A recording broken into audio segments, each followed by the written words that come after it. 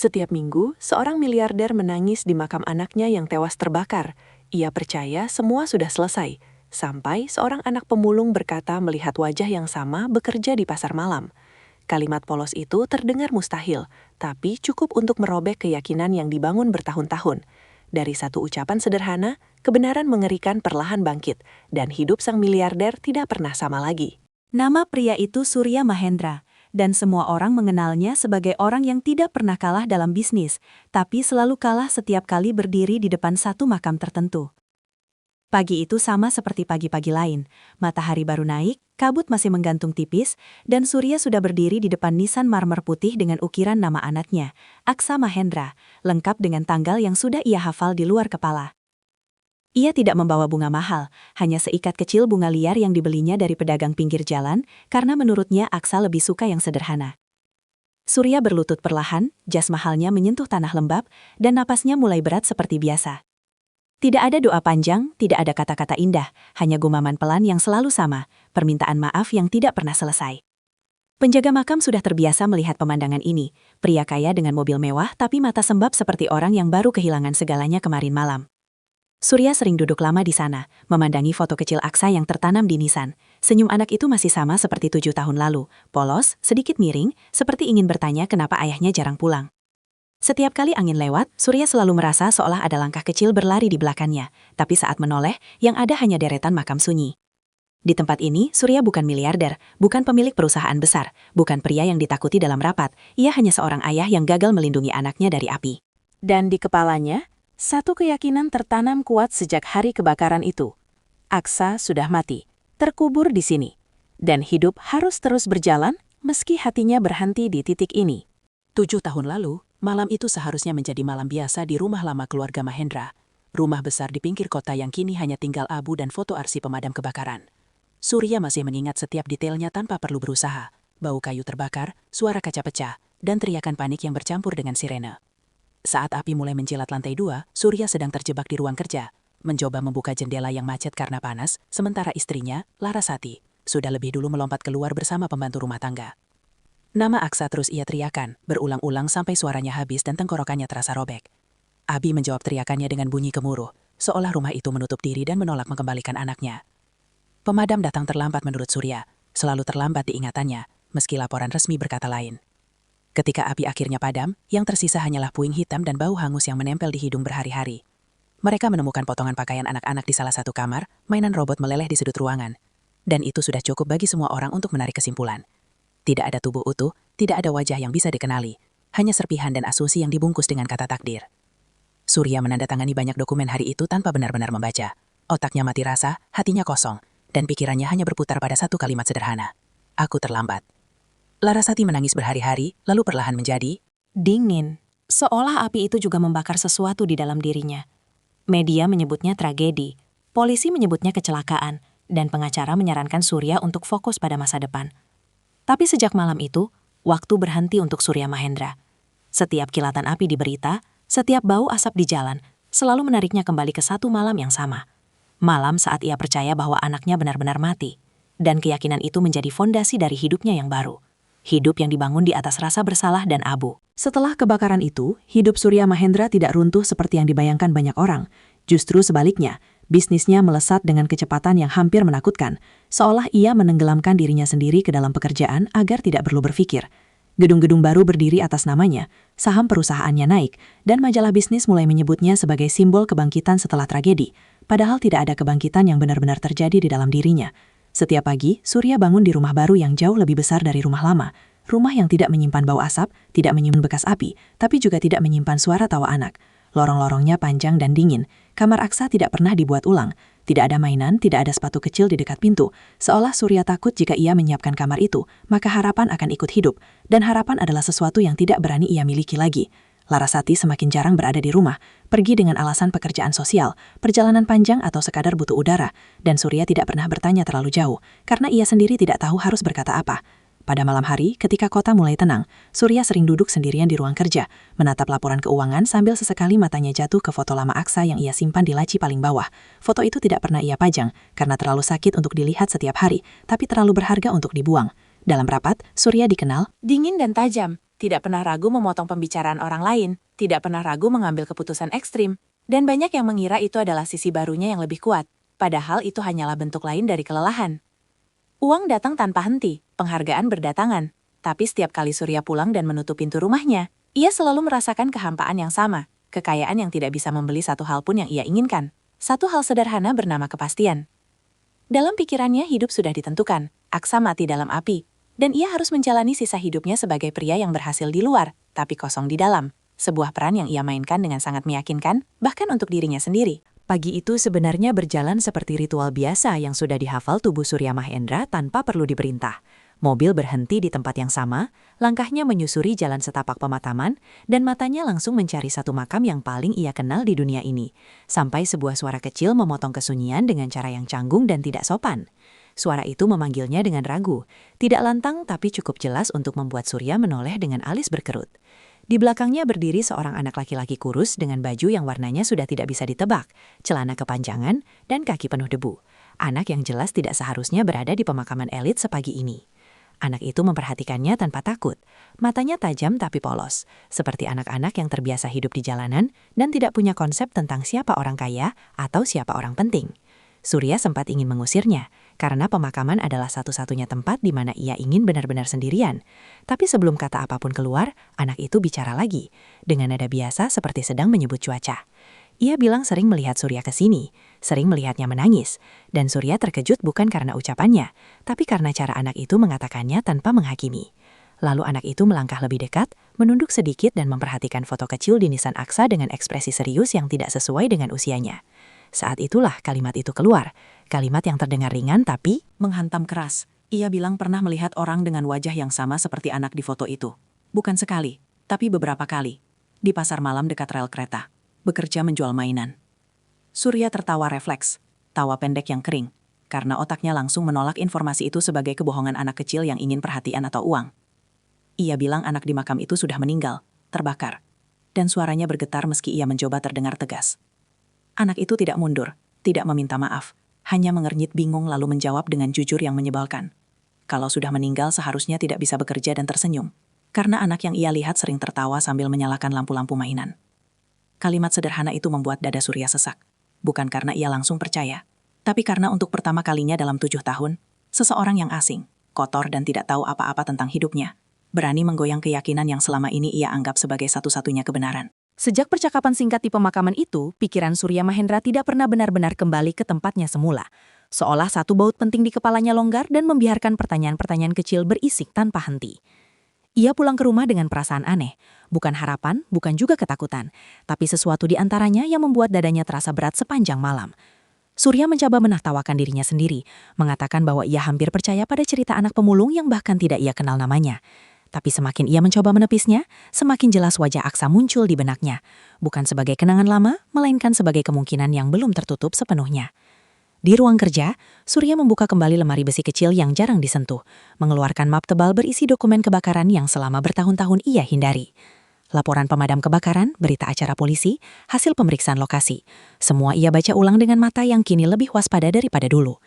Ia mulai memperhatikan hal-hal yang dulu ia lewati begitu saja, karena terlalu sakit untuk dipikirkan. Seperti keterangan bahwa jasad korban tidak pernah ditemukan secara utuh, atau catatan kecil tentang kondisi bangunan yang runtuh lebih cepat dari perkiraan. Semakin ia membaca, semakin keraguannya tumbuh, bukan karena ada bukti kuat bahwa Aksa hidup, tapi karena ternyata tidak pernah ada bukti yang benar-benar memastikan bahwa Aksa mati. Larasati masuk ke ruang kerja saat Surya masih terpaku pada satu halaman, dan ekspresinya langsung berubah saat melihat map itu terbuka. Ia bertanya dengan nada lelah, kenapa Surya membuka luka lama, dan Surya tidak tahu harus menjawab apa selain mengatakan bahwa ada sesuatu yang mengganggunya. Larasati menutup map itu dengan tangan gemetar, berkata bahwa mereka sudah melewati ini, bahwa dokter, polisi, dan semua orang sudah sepakat dengan kesimpulannya. Tapi untuk pertama kalinya, Surya tidak langsung mengalah. Ia merasakan dorongan aneh untuk terus menggali, seolah ada suara kecil di dalam dirinya yang menolak diam. Malam itu, Surya tidak tidur. Ia duduk di kursi ruang kerja hingga fajar, menatap jendela yang mulai terang sambil menyadari satu hal yang menakutkan sekaligus menghidupkan. Jika ada kemungkinan sekecil apapun bahwa Aksa masih hidup, maka seluruh hidup yang ia jalani selama 7 tahun terakhir mungkin dibangun di atas kesalahan yang sangat besar. 2 malam setelah percakapan di pemakaman, Surya Mahendra berdiri di pinggir lapangan kosong yang berubah menjadi pasar malam, tempat yang biasanya tidak akan pernah ia datangi dalam hidupnya yang rapi dan terkontrol. Lampu warna-warni berkedip tidak beraturan, musik dari wahana beradu dengan teriakan pedagang, dan bau minyak goreng bercampur debu memenuhi udara, membuat Surya merasa asing, seperti orang yang tersesat di dunia lain. Ia berjalan perlahan, bukan dengan gaya pria kaya yang biasa diperhatikan orang, tapi dengan langkah ragu, seolah takut jika harapan yang membawanya ke sini akan runtuh sebelum sempat disentuh. Awalnya ia merasa konyol, menatap wajah-wajah anak kecil yang berlalu lalang sambil mengingat kalimat anak pemulung itu. Tapi semakin lama ia berjalan, semakin sulit baginya untuk mengabaikan rasa cemas yang tumbuh di dada. Di salah satu sudut pasar, ia melihat seorang anak laki-laki sedang menjajakan mainan lampu. Tangannya cekatan menyalakan dan mematikan cahaya. Suaranya ceria memanggil pembeli, dan Surya berhenti tanpa sadar. Dari kejauhan, wajah anak itu bukan Aksa, tapi ada sesuatu pada caranya tersenyum, pada bentuk alisnya, pada gerakan kepalanya saat tertawa, yang membuat Surya merasa seperti ditarik kembali ke masa lalu. Ia mendekat perlahan, jantungnya berdebar keras, sampai suara anak itu terdengar jelas. Nada bicaranya sangat familiar, cara menyebut kata-kata yang tidak bisa Surya jelaskan dengan logika. Saat mata mereka bertemu, anak itu Terdiam sejenak, cukup lama untuk membuat Surya hampir kehilangan napas. Lalu anak itu tersenyum sopan, seperti kepada pelanggan lain, dan kembali menawarkan dagangannya. Tidak ada pengakuan, tidak ada keterkejutan, hanya tatapan singkat yang meninggalkan bekas dalam. Surya berdiri kaku beberapa detik setelah itu, mencoba meyakinkan dirinya bahwa ia hanya berhalusinasi, bahwa kesedihan dan kelelahan membuatnya melihat pola yang tidak ada. Tapi saat ia berbalik pergi, ia menyadari satu hal yang membuat langkahnya berhenti. Anak itu memiliki bekas luka kecil di pergelangan tangan kirinya, bekas yang sama persis dengan luka lama Aksa, akibat jatuh dari sepeda 7 tahun lalu. Pada detik itu, pasar malam yang bising tiba-tiba terasa sunyi, dan Surya menyadari bahwa ia mungkin tidak sedang mengejar bayangan, melainkan sesuatu yang selama ini ia kira telah terkubur. Surya Mahendra pulang dari pasar malam dengan kepala penuh suara. Lampu-lampu masih menari di matanya bahkan setelah ia menutup pintu rumah dan mematikan semua lampu. Ia duduk lama di sofa tanpa menyalakan televisi, mencoba merangkai ulang apa yang baru saja ia lihat. Berulang kali mengatakan pada dirinya sendiri bahwa luka di pergelangan tangan bisa dimiliki siapa saja, bahwa kesamaan wajah bisa menipu orang yang terlalu ingin percaya. Tapi tubuhnya tidak bisa dibohongi. Tangannya gemetar, dadanya naik turun seperti habis berlari jauh, dan pikirannya terus kembali pada satu detail kecil yang terasa terlalu spesifik untuk diabaikan. Keesokan paginya Surya memanggil kepala keamanan pribadinya, Bima Prasetya, pria yang sudah bekerja bersamanya lebih dari 10 tahun dan tahu kapan harus bertanya dan kapan harus diam. Surya tidak menceritakan semuanya, hanya meminta Bima mencari informasi tentang kebakaran 7 tahun lalu dengan sudut pandang baru, tanpa melibatkan polisi, tanpa laporan resmi, dan tanpa sepengetahuan siapapun, terutama Larasati. Bima terdiam sejenak sebelum mengangguk, ekspresinya menunjukkan bahwa ia paham ini bukan permintaan biasa. Dalam beberapa hari, potongan-potongan aneh mulai muncul. Ada laporan ambulans yang mencatat seorang anak laki-laki dibawa ke rumah sakit darurat malam itu tanpa identitas jelas. Ada saksi yang melihat seseorang keluar dari rumah belakang sesaat sebelum api membesar. Dan ada catatan rumah sakit tentang pasien anak dengan luka bakar ringan yang dipindahkan secara misterius sebelum keluarga datang. Semakin banyak Surya mendengar, semakin ia merasa seperti orang bodoh yang selama ini menelan kesimpulan mentah-mentah karena terlalu lelah untuk melawan. Di saat yang sama, ia mulai menyadari bahwa jika Aksa benar-benar selamat, maka seseorang telah sengaja memastikan anak itu menghilang dari hidupnya. Pikiran itu membuat perutnya mual, bukan hanya karena takut kehilangan, tapi karena rasa dikhianati oleh sistem yang ia percaya dan mungkin oleh orang-orang terdekatnya. Malam itu, Surya kembali menatap foto Aksa, tapi kali ini bukan dengan kesedihan, melainkan dengan tekad baru. Tekad untuk mencari kebenaran meski kebenaran itu mungkin akan menghancurkan sisa hidup yang masih utuh. Seminggu kemudian, Surya Mahendra kembali ke pasar malam. Kali ini bukan sebagai pria bingung yang berharap pada kebetulan, tapi sebagai seseorang yang sedang menguntit masa lalunya sendiri dengan hati-hati. Ia tidak langsung mendekat, hanya berdiri di kejauhan sambil memperhatikan anak penjual mainan itu dari balik kerumunan, memperhatikan rutinitasnya, cara ia menghitung uang receh, cara ia menoleh setiap kali ada suara keras, dan cara ia selalu melirik ke arah satu pria dewasa yang duduk tidak jauh dari sana. Pria itu bertubuh kurus, wajahnya keras, dan sorot matanya terlalu awas untuk sekadar penjaga lapak. Dan Surya langsung tahu bahwa inilah orang yang selama ini berdiri di antara dirinya dan anak itu. Dengan bantuan Bima, Surya mulai bergerak pelan, mencari celah tanpa menarik perhatian. Dan dari satu pedagang ke pedagang lain, cerita kecil mulai tersusun. Anak itu dipanggil Reno, bukan Aksa.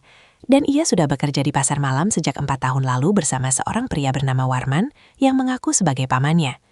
Tidak ada yang tahu dari mana mereka datang, hanya bahwa Warman selalu pindah tempat, tidak pernah menetap lama, dan sangat protektif terhadap anak itu. Surya merasakan kemarahan naik perlahan, bukan amarah meledak, tapi amarah dingin yang membuat rahangnya mengeras. Di satu titik, ia hampir ingin langsung mendatangi anak itu dan memanggil nama Aksa dengan lantang, tapi ia menahan diri, sadar bahwa satu langkah ceroboh bisa membuat anak itu menghilang. Lagi, kali ini selamanya. Malam itu, Surya mengikuti mereka dari kejauhan saat pasar bubar, melihat mereka masuk ke gang sempit menuju rumah Petakumo, tempat yang kontras dengan dunia yang seharusnya ditempati Aksa. Dari balik mobil, Surya memejamkan mata, membayangkan 7 tahun hidup yang terlewat, ulang tahun yang tidak dirayakan, luka yang diobati sendiri, dan nama yang diganti agar masa lalu benar-benar mati. Saat itu juga, Surya mengambil keputusan yang paling berat sekaligus paling pasti dalam hidupnya. Ia tidak akan mundur, tidak akan mempercayakan ini pada kebetulan, dan tidak akan berhenti sampai ia tahu siapa yang mencuri anaknya, dan untuk apa semua kebohongan ini dibangun. Kebenaran mulai runtuh bukan dengan ledakan besar, tapi dengan celah kecil yang melebar perlahan sampai tidak bisa ditutup lagi. Surya Mahendra akhirnya memutuskan untuk menghadapi Warman, bukan dengan kekerasan atau ancaman kosong, melainkan dengan bukti dan ketenangan yang membuat lawannya tidak punya ruang untuk berbohong. Ia mengatur pertemuan diam-diam di sebuah warung sepi, membawa foto lama Aksa, salinan catatan rumah sakit, dan satu detail yang tidak diketahui siapapun kecuali keluarga, bekas luka kecil di pergelangan tangan kiri anak itu. Awalnya Warman tertawa mengejek, menganggap Surya hanya pria kaya yang kehilangan akal karena kesedihan. Tapi tawa itu berhenti saat Surya menyebut nama asli Aksa dengan suara pelan namun tegas. Wajah Warman berubah, rahangnya mengeras, dan sorot matanya menunjukkan ketakutan yang selama ini ia sembunyikan. Perlahan, cerita yang sebenarnya keluar. Malam kebakaran itu, Warman berada di sekitar rumah sebagai pekerja lepas, melihat Aksa berhasil keluar lewat pintu belakang dalam keadaan panik dan terluka ringan. Alih-alih menolong dan menyerahkan anak itu kepada petugas, Warman mengambil keputusan yang mengubah segalanya. Ia membawa Aksa pergi, memanfaatkan kekacauan, berpikir bahwa anak itu tidak akan dicari karena semua orang sudah yakin ia mati. Ia membesarkan Aksa dengan nama baru, berpindah-pindah kota, memaksanya bekerja sejak kecil dengan dalih bertahan hidup, dan menutup mulutnya dengan cerita bahwa orang tuanya telah meninggal. Dan tidak menginginkannya. Setiap kata pengakuan itu terasa seperti pisau bagi Surya, bukan hanya karena kehilangan, tapi karena kesalahan terbesarnya adalah terlalu cepat percaya bahwa semuanya telah berakhir. Warman akhirnya menangis, bukan karena menyesal, tapi karena tahu kebohongannya sudah habis masa berlakunya. Saat Surya keluar dari warung itu, langit terasa lebih berat dari biasanya, dan ia sadar bahwa kebenaran memang membebaskan, tapi juga menyisakan luka yang jauh lebih dalam daripada kebohongan yang nyaman. Pertemuan Surya Mahendra dengan Aksa terjadi tanpa pelukan dramatis atau tangisan berlebihan seperti di film. Justru berlangsung canggung dan sunyi, di sebuah ruangan kecil dengan dinding kusam yang disinari lampu putih seadanya. Anak yang selama ini ia cari duduk di depannya dengan nama Reno yang masih melekat di kepalanya. Tubuhnya lebih kurus dari yang seharusnya, matanya waspada, seperti anak yang belajar tidak terlalu berharap pada siapapun. Surya hampir memanggil namanya berkali-kali, tapi kata itu tersangkut di tenggorokan, takut jika salah dan menghancurkan sesuatu yang baru saja ia temukan kembali. Ia menunjukkan foto lama, menceritakan hal-hal kecil yang tidak mungkin diketahui orang asing, tentang sepeda biru yang pernah jatuh, tentang cara Aksa takut petir, tentang kebiasaan tidur sambil memeluk bantal. Perlahan, pertahanan anak itu runtuh. Air mata jatuh tanpa suara, bukan karena ia tiba-tiba ingat segalanya, tapi karena untuk pertama kalinya ada orang dewasa yang melihatnya bukan sebagai pekerja kecil, melainkan sebagai anak yang hilang. Aksa tidak langsung memanggil Surya ayah, dan Surya tidak memaksanya, karena mereka berdua sadar bahwa 7 tahun tidak bisa ditebus dengan satu kata. Proses hukum berjalan, Warman ditahan, dan Larasati akhirnya mengetahui semuanya. Reaksinya campur aduk antara marah, hancur, dan lega. Tapi ia juga harus menerima kenyataan pahit bahwa hidup telah berubah selamanya. Surya memindahkan Aksa ke rumah baru tanpa memaksanya. Meninggalkan masa lalu, membiarkannya sekolah, bermain, dan belajar percaya pelan-pelan. Setiap minggu pagi, Surya tidak lagi pergi ke makam sendirian. Nisan itu tetap ada sebagai pengingat kesalahan dan kehilangan. Tapi kini, ia pulang dengan tangan tidak lagi kosong. Cerita ini tidak berakhir dengan sempurna, tapi dengan sesuatu yang lebih jujur, kesempatan kedua yang lahir dari luka, dan keyakinan baru bahwa kebenaran memang terlambat, tapi tidak pernah benar-benar datang sia-sia.